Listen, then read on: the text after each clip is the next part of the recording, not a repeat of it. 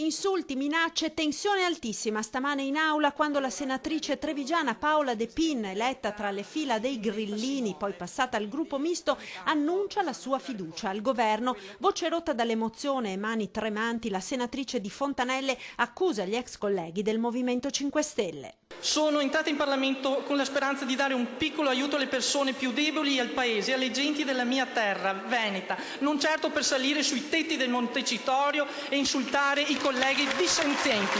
Soprattutto non sono entrata in Parlamento per tenere un sacco sospeso all'uomo che ha guidato il Paese verso una drammatica decadenza e ora lo tiene sospeso sui suoi personali problemi giudiziari, con la politica del tanto peggio, tanto meglio, con la demagogia, con le repressioni del dissenso si possono prendere dei voti alle elezioni, ma non si realizza nessun cambiamento. Anche questo è uno degli amari insegnamenti di questi ultimi 6 mesi. Sarà compito delle forze democratiche fare tesoro per potersi proporre in futuro alla guida del Paese. Mi scusi, grazie. Le telecamere cambiano inquadratura ma si odono le urla e gli insulti, venduta il più morbido all'indirizzo della senatrice. Alcuni senatori grillini avrebbero cercato di raggiungerla sui banchi del gruppo misto ma sarebbero stati fermati dai commessi dell'aula. Feroci gli attacchi da parte dei grillini anche sui social network. Quello della senatrice trevigiana è forse l'episodio più evidente dell'altissima tensione dell'aula,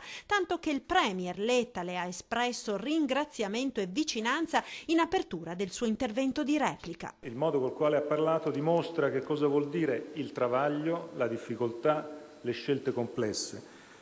E io penso, lo dico ai colleghi del Movimento 5 Stelle, che il rispetto per la libertà della persona è la base della democrazia sostanziale. Non ne posso più di lezione di morale da parte di chi minaccia perché uno ha cambiato idea.